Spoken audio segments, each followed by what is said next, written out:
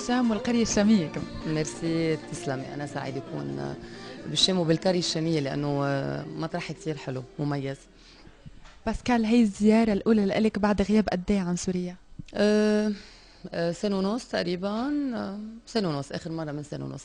شو شعورك هلا؟ كيف بتتوقعي لقاء الجمهور السوري لإلك؟ لا، بتوقعه حلو على طول لأنه الجمهور السوري دايما موجود، إن كان بسوريا وإن كان ببيروت وإن كان بدبي، وين ما بتكوني على طول موجود الجمهور السوري، يعني حتى لو ما كنا بسوريا بس هو بيكون موجود معنا على طول.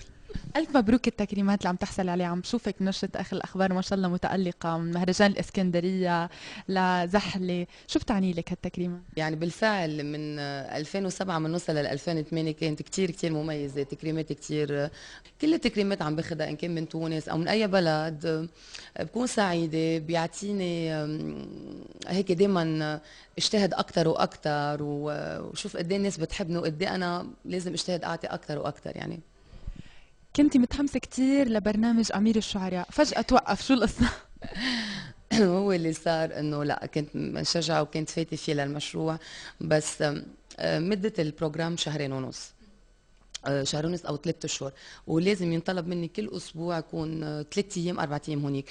وشايفه صيفيتنا، يعني امبارح كنت عليه وقبل زحله وقبل مصر وقبل، يعني ما رح اقدر انا بين كل جمعه خصص 4 ايام، وبين الصيف كان حافل جدا بالمهرجانات. فاعتذرت، انا كان فكري انه بس مثل ابو شهر او كم حلقه ضيفه، فما قدرت، وهذا هي، وتمنيت لهم التوفيق يعني.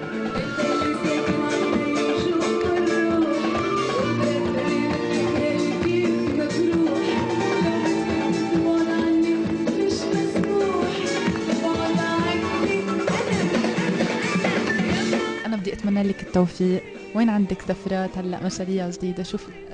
سفرتي من بعد سوريا حكون بمصر ان الله راد، بنختم صيفنا ومن بلش نحضر لرمضان. في كتير لقاءات حتشوفني فيها خلال رمضان، وفي سنجل حتنزل بعيد الفطر من الله راد.